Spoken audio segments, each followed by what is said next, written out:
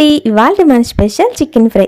జ్యూసీగా ఎమ్మీగా చేసి పెట్టండి. చికెన్ ఫ్రై తిన్న వాళ్ళందరూ మీ చికెన్ ఫ్రైకి ఫిదా అయిపోవాల్సిందే.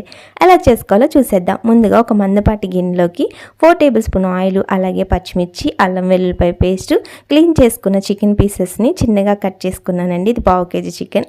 వీటన్నిటిని బాగా ఫ్రై అయిన తర్వాత కొంచెం పసుపు అలాగే సాల్ట్ వేసుకుని మొత్తం వాటర్ అంతా ఇంకిపోయి ఆయిల్ పైకి తేలేదాకా ఫ్రై చేసుకోవాలి. అందుకే మందపాటి గిన్నె తీసుకోండి. నాన్ స్టిక్ అయితే అడుగట్టదు. తర్వాత ఇవన్నీ బాగా ఫ్రై అయిన తర్వాత ఒక ఉల్లిపాయ, ఒక టమాటా కూడా వేసి మూత పెట్టి ఒక 10 నిమిషాలు బాగా కుక్ చేసుకోవాలి. ఇలా కనుక ఫ్రై చేసుకుంటే మరీ క్రిస్పీగా కాకుండా అలా అని తినేటప్పుడు చాలా జ్యూసీగా ఉంటుందండి చికెన్ ఫ్రై. ఇలా 10 నిమిషాలు బాగా ఫ్రై అయిన తర్వాత ఇందులోకి సరిపడా కారం, గరం మసాలా, చికెన్ మసాలా అన్నీ వేసుకుని బాగా ఫ్రై చేసుకుని దింపేటప్పుడు కొత్తిమీర వేసుకోండి. నచ్చితే ఒక లైక్, షేర్, సబ్స్క్రైబ్ చేయడం మాత్రం మర్చిపోండి.